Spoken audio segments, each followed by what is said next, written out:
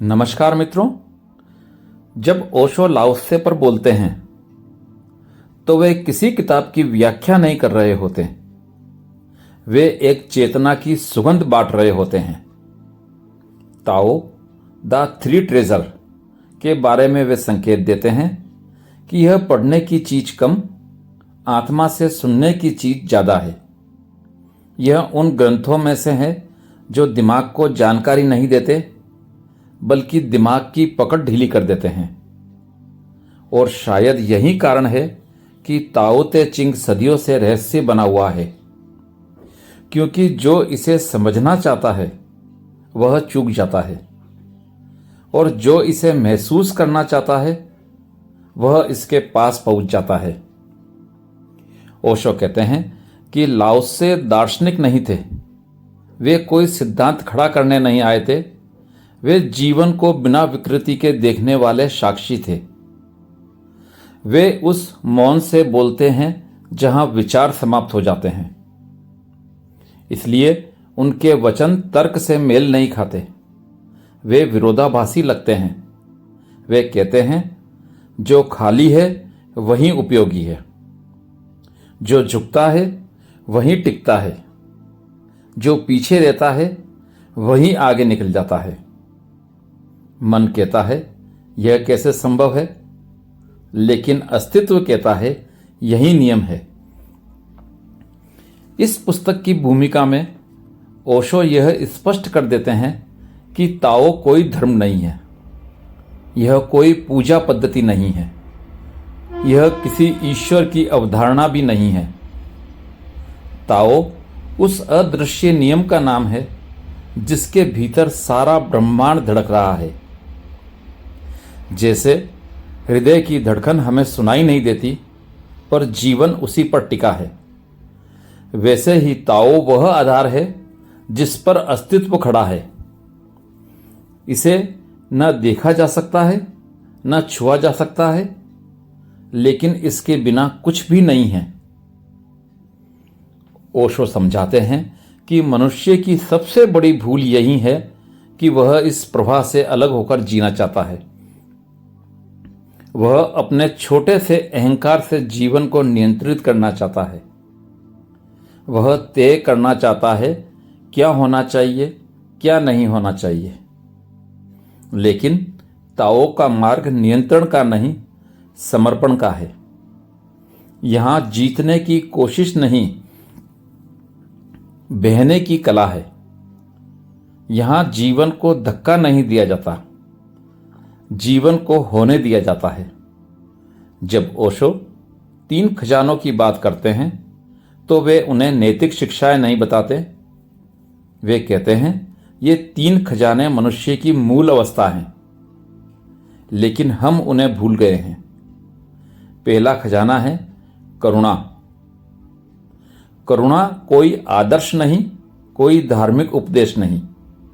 यह तब जन्म लेती है जब तुम्हें अनुभव होता है कि तुम अलग नहीं हो, जब तुम सच में देखते हो कि सामने वाला भी उसी चेतना की लहर है, तब हिंसा असंभव हो जाती है। तब चोट पहुंचाना स्वयं को चोट पहुंचाने जैसा लगता है। ओशो बार बार कहते हैं कि दुनिया में जो प्रेम कहा जाता है वह अक्सर सौदा होता है। हम प्रेम भी शर्तों पर करते हैं, लेकिन करुणा तब आती है जब तुम्हारे भीतर कुछ भर गया हो। तुम देते हो क्योंकि तुम्हारे पास है, न कि इसलिए कि बदले में कुछ मिलेगा। करुणा कमजोरी नहीं है। करुणा उस व्यक्ति में पैदा होती है जो भीतर से सुरक्षित है। जो डरा हुआ है वही आक्रामक होता है। जो पूर्ण है वही कोमल होता है। दूसरा खजाना है सादगी। ओशो कहते हैं कि मनुष्य जटिल इसलिए है क्योंकि वह बहुत कुछ बनने की कोशिश कर रहा है। वह किसी और जैसा होना चाहता है। वह तुलना में जी रहा है। वह महत्वाकांक्षा में जल रहा है। सादगी का अर्थ यह नहीं कि तुम भारी वस्तुएं छोड़ दो। सादगी का अर्थ है भीतर का बोझ गिर जाना। जब तुम स्वयं को स्वीकार करते हो, जब तुम यह देख लेते हो कि बनने की दौड़ अंतहीन है, तब एक गहरी राहत आती है। वही सादगी है। प्रकृति को देखो, पेड़ सरल है, फूल सरल है, आकाश सरल है, उनमें कोई संघर्ष नहीं दिखता। वे वही हैं जो वे हैं। मनुष्य ही है जिसने मुखौटे पहन रखे हैं, वह कुछ और दिखना चाहता है। ताओ का मार्ग इन मुखौटों को गिराने का है। जब तुम नकलीपन छोड़ते हो, तब जीवन हल्का हो जाता है। सादगी में एक संगीत है, क्योंकि वहां द्वंद्व नहीं है। तीसरा खजाना है विनम्रता। ओशो इसे झुकने की कला कहते हैं। वे कहते हैं कि नदी समुद्र तक इसलिए पहुंचती है क्योंकि वह नीचे की ओर बहती है। अगर वह ऊपर चढ़ना चाहे तो सूख जाएगी। जीवन भी ऐसा ही है।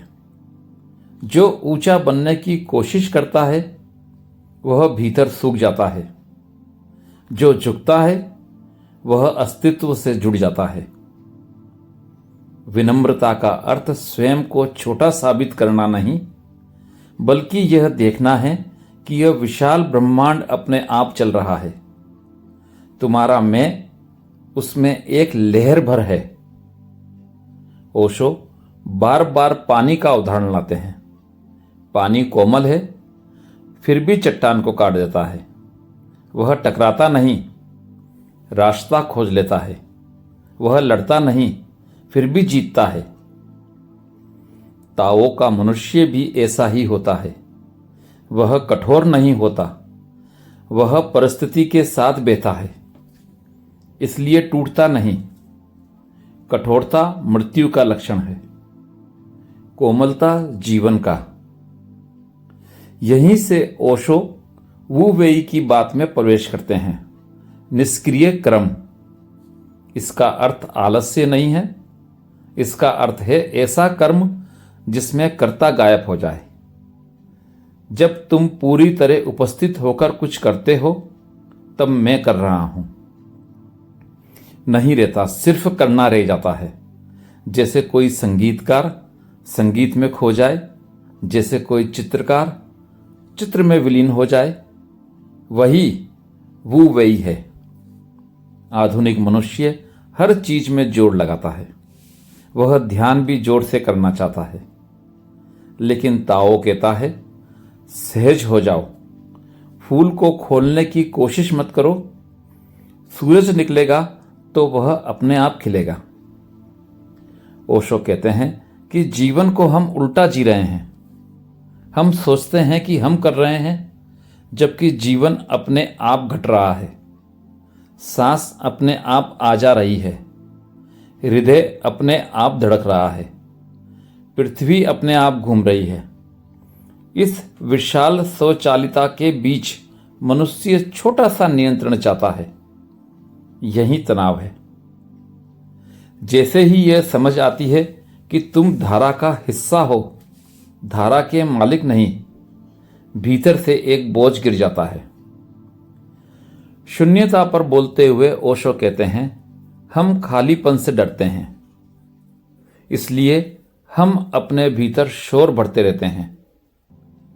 लेकिन ताओ कहता है कि उपयोगी वही है जो खाली है।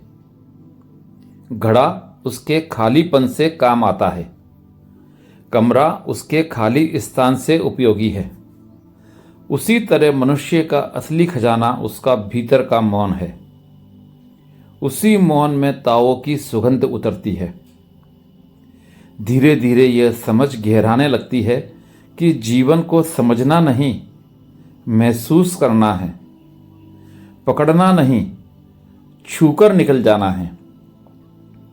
ताओ कोई उपलब्धि नहीं, एक अवस्था है, और यह अवस्था तब आती है जब मन शांत हो, जब भीतर कोई आग्रह ना हो, जब जीवन के साथ एक सहज भरोसा पैदा हो जाए और यहीं से यात्रा और गहरी होती जाती है, क्योंकि जैसे ही भरोसा आता है नियंत्रण ढीला पड़ने लगता है, और जैसे ही नियंत्रण ढीला पड़ता है मन डरता भी है, क्योंकि उसे लगता है कि अगर उसने पकड़ छोड़ी तो वह खो जाएगा। लेकिन ताओ की दिशा में पहला कदम ही यह देखना है कि जो खोने से डर रहा है वही असली बाधा है, और जैसे ही यह दिखने लगता है कि पकड़ ही पीड़ा है, एक अजीब सी ढील भीतर उतरती है। ओशो कहते हैं कि मन को लगता है नियंत्रण ही सुरक्षा है, लेकिन सच उल्टा है।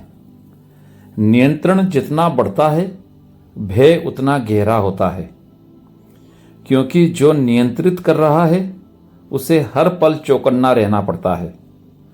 समर्पण में चौकन्नापन नहीं, विश्वास होता है, और यह विश्वास किसी व्यक्ति पर नहीं, स्वयं अस्तित्व पर होता है। यही ताओ की दिशा और सूक्ष्म हो जाती है। ओशो समझाते हैं कि ताओ का मार्ग साहसी लोगों का मार्ग है, कायरों का नहीं। कायर नियंत्रण पकड़े रहते हैं, साहसी छोड़ देते हैं। छोड़ना जोखिम जैसा लगता है, लेकिन असल में वही विश्राम है। जैसे कोई तैरना सीख रहा हो, जब तक वह पानी से लड़ता है डूबता है। जैसे ही वह शरीर को ढीला छोड़ देता है पानी उसे सहारा दे देता है। ताओ का भरोसा भी ऐसा ही है। धीरे धीरे यह अनुभव पनपता है कि जीवन तुम्हारे खिलाफ नहीं है, तुम्हें लड़ना नहीं पड़ता। जो कुछ घट रहा है उसी में तुम्हारी वृद्धि छिपी है। ओशो कहते हैं कि हम हर घटना को तुरंत अच्छा या बुरा कह देते हैं, और यही भूल हो जाती है। ताओ के दृष्टिकोण से जीवन को निर्णय की जरूरत नहीं, जो है वही रास्ता है, विरोध ही पीड़ा है। जब यह स्वीकृति गहरी होती है तो भीतर एक साक्षी जन्म लेने लगता है। घटनाएं घटती हैं, सुख आता है, दुख आता है, सफलता आती है, असफलता आती है, लेकिन भीतर कोई देखने वाला शांत बैठा रहता है। ओशो कहते हैं यही ध्यान है। ध्यान का अर्थ आंख बंद करना नहीं, बल्कि जीवन के बीच जागना है। चलते हुए जागना, बोलते हुए जागना, प्रेम करते हुए जागना। जागरण में जीवन वहीं रहता है, लेकिन उसका भार गिर जाता है। ताओ की समझ के साथ मृत्यु का अर्थ भी बदल जाता है।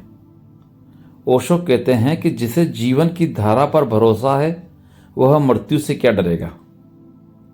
जन्म और मृत्यु दो किनारे नहीं, एक ही लहर की दो भंगिमाएं हैं।